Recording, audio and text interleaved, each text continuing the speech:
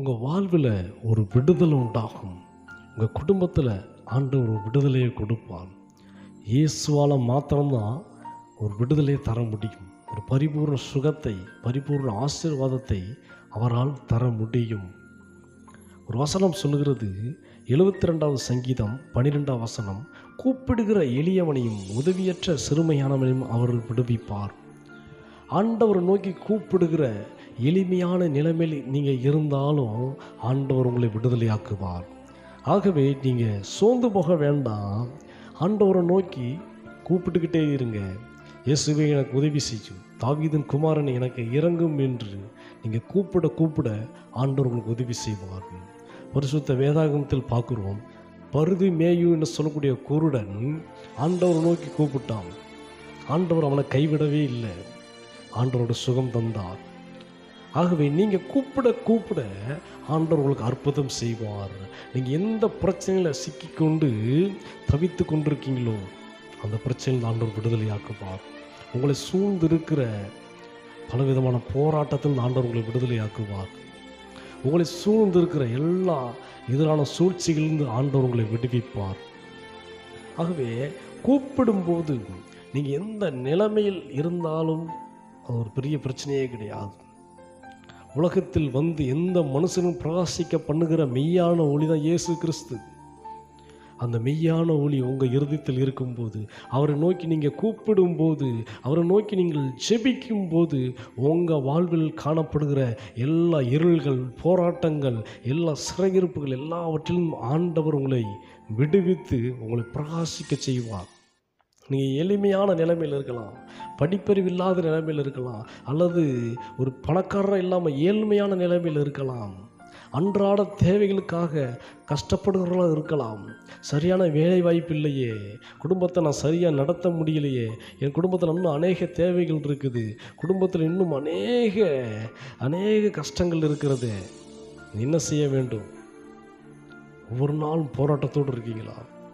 ஒரு சுதந்திரம் இல்லாமல் இருதயத்தில் கடினத்தோடு கூட, வேதனையோடு கூட, கவலையோடு கூட, சோர்வோடு கூட, என்ன வாழ்க்கை இது? வாழ்க்கையில் ஒரு சந்தோஷம் இல்லையே, குடும்பத்தில் ஒரு நிம்மதி இல்லையே, இருதயத்தில் ஒரு சமாதானம் இல்லையே, இப்படி நினச்சிக்கிட்டு இருக்கீங்களா?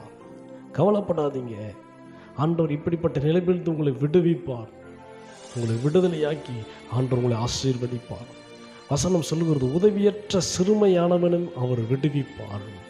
உதவியே இல்லை, எனக்கு உதவி செய்ய யாருமே இல்லை. எத்தனையோ உதவிகள் நான் தேடி போய் பார்த்தேன், பிரயாசப்பட்டேன், ஒன்றுமே வாய்க்கலையே. அலைஞ்சது தான் மிச்சம், அலைச்சல் தான் மிச்சம், பணம் தான் விரையாம போச்சு. எவ்வளோ பணமும் செலவு பண்ணி பார்த்துட்டேன். கவலைப்படாதீங்க. இந்த நிலைமையில் இருக்கீங்களா? கவலைப்படாதீங்க. உதவியற்ற நிலைமையில் இருக்கீங்களா? உங்களுக்கு உதவி செய்ய இயேசு வருவார். அவர் உங்களுக்கு உதவி செய்வார். அன்னைக்கு பெதஸ்தா குளத்தருகே உதவியற்ற நிலைமையில் இருந்த அந்த மகனை ஆண்டவர் தேடி வந்தார். அவர் சொல்கிறாரு, அந்த குளத்துக்குள்ளே நான் இறங்கலான்னு போகும்போது எனக்கு தூக்கி விட்டு கொண்டு போய் இறக்கிற ஒருத்தர் இல்லை. ஆனால் அவர் முயற்சி பண்ணுறார், எப்படியாவது குளத்தில் இறங்கி சுகமாகணும்ட்டு. எத்தனையோ வருஷமாக அங்கே படுத்து கிடக்கிறார். ஆனால் இயேசு தேடி வந்தார். இன்னைக்கு அவனுடைய வார்த்தை உங்களை பார்த்து சொல்கிறது, கூப்பிடுகிற எளியவனையும் உதவியற்ற சிறுமையானவனையும் அவர் விடுவிப்பார். ஆண்டவர் உங்களை விடுதலையாக்குவார். நீங்கள் சந்தோஷமாக இருக்க போகிறீங்க, நீங்கள் விடுதலையோடு கூட இருக்க போகிறீங்க, உங்கள் குடும்பமாய் மகிழ்ச்சியாக இருக்க போகிறீங்க. அப்போ என்ன செய்யணும்? வசனம் சொல்லுகிறது, கூப்பிடணும். ஆண்டவரை தினந்தோறும் கூப்பிடணும். தினந்தோறும் தேவ சமூகத்தில் நீங்கள் செபிக்கிறவர்களாக இருக்கணும். கர்த்தரை நோக்கி கூப்பிடுவர்களாக இருக்க வேண்டும். இரவும் பகலும் கர்த்தருடைய வார்த்தையை தியானிக்கிறவர்களாக இருக்கணும். இரவும் பகலும் ஆண்டவரத்தில் ஜெபிக்கணும். அதிகாலை ஜெபிக்கணும். உங்கள் ஜெப நேரம் கூடணும். ஒருவேளை நீங்கள் வேலைக்கு போகிறவங்களா இருக்கலாம். ஆண்டவர் சமூகத்தில் அதிகாலை ஜெபம் பண்ணுங்க, இரவும் ஜெபம் பண்ணுங்க. நேரம் கிடைக்கும் போதெல்லாம் கர்த்தரை துதித்து பாடி அவரை மகிமைப்படுத்துங்க. அவரை கூப்பிட்டுக்கிட்டே இருங்க, அவர்கிட்ட ஆலோசனை கேட்டுக்கிட்டே இருங்க, அவரிடத்துல உங்கள் விண்ணப்பங்களை தெரியப்படுத்திக்கிட்டே இருங்க. அவருடைய சித்தத்தை கேளுங்க, அவருடைய திட்டத்தை கேளுங்க. ஆண்டவர் என்ன சொல்கிறோம் அதன்படி செய்யுங்க. அப்போ கூப்பிடுகிற எளியவனை அவர் விடுவிக்கிறார். உதவி இல்லாத நிலைமையில் இருக்கீங்களா, உங்களையும் அவர் விடுவிக்கிறார். உங்களுக்கு ஒரு விடுதலை வேணும்னு விரும்புகிறீங்களா, இந்த கஷ்டத்துலேருந்து எனக்கு ஒரு விடுதலை வேணும், இந்த போராட்டத்திலிருந்து விடுதலை வேணும், நான் சமாதானமாக இருக்கணும், நான் சந்தோஷமாக இருக்கணும், எல்லாம் விரும்புகிறீங்களா, உங்கள் விருப்பத்தை ஆண்டவர் நிறைவேற்றுவார். உங்களுக்குள் காணப்படுகிற ஒரு கட்டுகள் விலகும். இயேசுவின் நாமத்தினால நீங்கள் விடுதலையோடு கூட சமாதானத்தோடு இருப்பீங்க. ஆண்டவர் உங்கள் பொருளாதாரத்தை ஆசீர்வதிப்பார். நீங்கள் கையிட்டு செய்கிற வேலையில் ஆண்டவருடைய ஆசீர்வாதம் தங்கியிருக்கும்.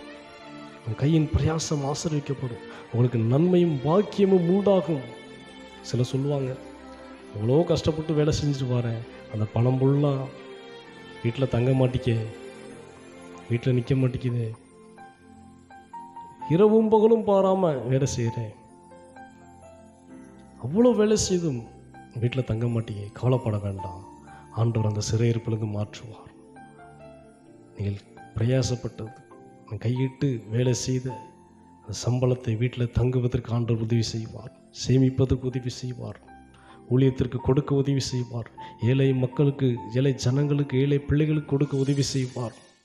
திக்கற்றவர்களும் ஆதரவு இல்லாதவங்களுக்கு உதவி செய்ய ஆண்டவர் கிருபை செய்வார்.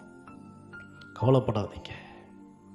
ஆண்டோடைய வசனம் சொல்லுகிற பொழுது, கூப்பிடுகிற எளியவனையும் உதவியற்ற சிறுமையானவனையும் அவர் விடுவிப்பார். ஆண்டவர் உங்களை விடுவிப்பார். சந்தோஷமாயிருங்க. ஆண்டவர் ஒரு பெரிய விடுதலையை கொடுப்பார். இயேசுவின் நாமத்தினால் நீங்கள் விடுதலையோடு இருப்பீங்க, நீங்கள் சமாதானத்தோடு இருப்பீங்க. கர்த்தர் உங்களை ஆசீர்வதிப்பார், உங்களை உயர்த்துவார்.